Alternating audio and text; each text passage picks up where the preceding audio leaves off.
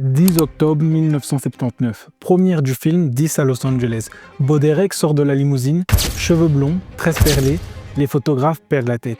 Le lendemain, les magazines parlent de nouvelle révolution capillaire, de génie stylistique.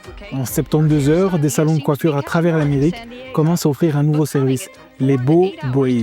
Il y a juste un petit problème avec cette révolution, ces tresses ont plusieurs millénaires. On les retrouve déjà sur des sculptures, des fresques, des momies africaines datant d'environ 3000 ans avant Jésus-Christ. Elles ont traversé des empires, des royaumes, l'esclavage, la ségrégation. Et ce qui s'est passé cette nuit-là à Los Angeles, ce n'était pas une innovation, c'était un vol. L'un des plus audacieux de l'histoire d'Hollywood. Voilà comment on efface un continent entier en une première de cinéma. Reculons 3000 ans avant Jésus-Christ. Vallée du Nil, Afrique de l'Ouest, Afrique centrale. Ce que l'on appelle aujourd'hui les cornrows sont des tresses collées au cuir chevelu, formaient un véritable code social. Chez les Peuls, certains motifs indiquaient un statut particulier. Chez les Yoruba, les coiffures révélaient parfois la lignée, la place dans la communauté. Chez les Zimba de Namibie, la forme et la disposition des tresses pouvaient signaler l'âge, le statut familial, voire le passage à certains rites. Ce n'était pas juste de l'esthétique, c'était un langage, une archive vivante, un système de communication visible, transmis de tête en tête, de génération en génération. Puis viennent les débuts de la traite atlantique. Des millions d'Africains sont déportés, ils perdent presque tout, la terre, la langue, les noms, les dieux, mais les gestes de coiffure, eux, survivent. Une partie de la tradition orale raconte que dans certains territoires, notamment en Amérique latine, les femmes utilisaient leurs tresses pour symboliser des routes, des messages, des plans de fuite. Cette idée reste débattue par les historiens, mais elle montre à quel point les cornrows sont devenus un symbole de survie et de résistance. Et après l'esclavage, le cheveu noir continue de porter une charge politique. Angela Davis, dans les années 70, avec son afro et ses coiffures naturelles, en fait un manifeste. Nina Simone, Cicely Tyson et tant d'autres portent leurs tresses comme une déclaration. Le cheveu ne s'excuse plus. Pendant ce temps, dans les écoles, les entreprises, les institutions, les cornrows sur des têtes noires sont jugés non professionnels, inacceptables, non conformes. Et c'est là que Bo Derek entre en scène. Le film 10, l'histoire d'un homme quinquagénaire obsédé par une femme qu'il note 10 sur 10. Cette femme, c'est Bo Derek, blonde, bronzée, tressée.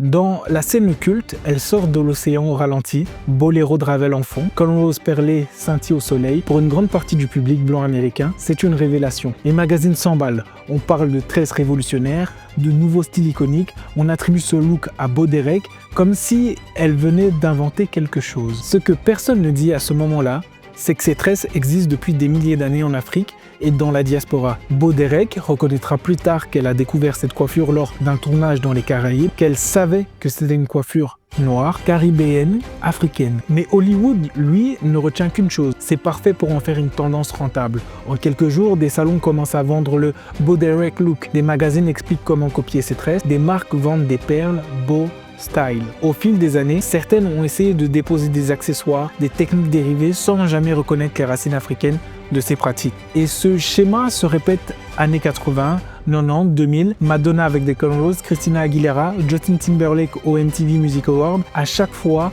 la presse parle de style audacieux, avant-gardiste, tendance. Pendant ce temps, quelque part en Amérique, une adolescente noire se fait sanctionner à l'école pour la même coiffure. Deux histoires, même coiffure, mais deux réalités opposées. La première histoire, c'est en 2015. Kylie Jenner poste une photo sur Instagram, cornrows, elle les rebaptise Boxer Braids, comme si les boxeurs avaient inventé ça. La photo explose, des millions de likes, des magazines beauté font des tutoriels, Kylie's Boxer Braids, et commentaires, icônes, elle lance toutes les tendances, Queen. Et la deuxième histoire, en 2016, Afrique du Sud, Pretoria High School for Girls, une lycéenne noire arrive avec ses cheveux naturels, coiffée en tresses. L'administration juge que sa coiffure est non conforme au règlement. On lui met la pression pour qu'elle change ses cheveux, comme si sa texture, son style était un problème à corriger. Elle refuse de se soumettre. L'affaire déclenche des manifestations massives d'élèves. Les pancartes affichent un hashtag qui fera le tour du monde, Stop Racism at Pretoria Girls High. Et ce n'est pas un cas isolé. Aux États-Unis, une femme perd une opportunité d'emploi parce que ses locks sont jugés non professionnels. Une lycéenne se voit refuser l'entrée à un bal de promo à À cause de ses tresses, un jeune athlète noir est sommé de couper ses dreadlocks avant de continuer un match devant tout le monde. Une étude publiée en 2019 montre que les femmes noires portant des coiffures naturelles ou protectrices ont significativement moins de chances d'être perçues comme professionnelles et sont susceptibles d'être discriminées au travail. Pendant ce temps-là, Kylie Jenner lance des produits, des looks, des collabs autour de ces mêmes coiffures et la machine médiatique continue de l'encenser. Est-ce que tu vois le problème? Mais quelque chose change dans les années 2010. À chaque fois qu'une célébrité blanche apparaît avec des cornrows, Internet ne laisse plus passer.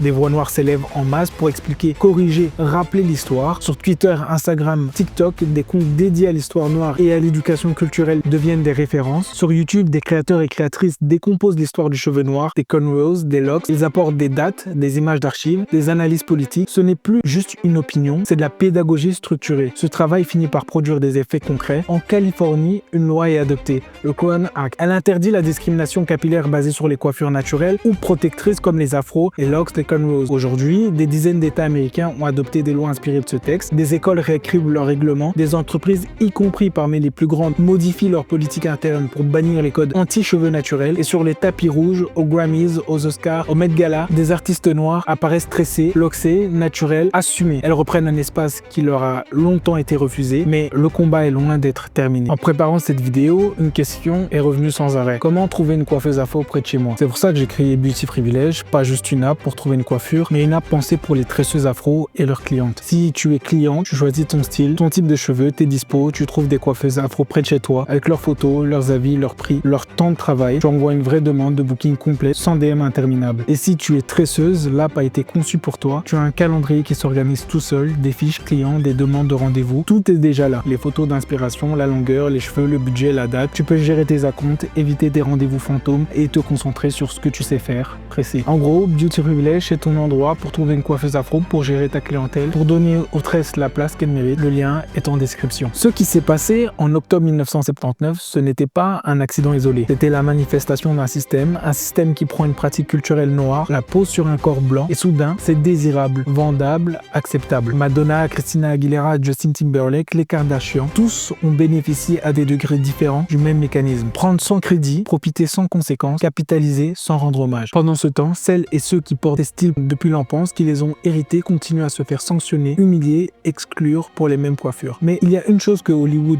ne peut pas effacer. Les cornrows existaient déjà il y a 3000 ans avant Jésus-Christ. Ils existeront encore bien après Hollywood. Et à chaque fois qu'une grand-mère tresse sa petite fille, elle transmet un langage. À chaque fois qu'une sœur tresse son frère, elle continue une résistance. À chaque fois que toi, tu portes tes tresses en connaissant leur histoire, tu refuses l'effacement. La prochaine fois que quelqu'un appelle ça des boxer braids, des bow braids, des festival braids, corrige-le. Dis-lui, ce sont des cornrows. Elles viennent d'Afrique. Elles ou ils ont traversé l'esclavage. Ils ont survécu aux interdictions, aux moqueries, aux récupérations. Et ils seront encore là quand les tendances auront disparu. Si cette vidéo t'a appris quelque chose, partage-la. Si elle t'a touché, like. Si tu veux en apprendre plus, abonne-toi. Et surtout, porte tes tresses avec la fierté de plusieurs milliers d'années d'histoire. Moi, c'est Alchemist et on se revoit bientôt sur Beauty Privilege. Bye.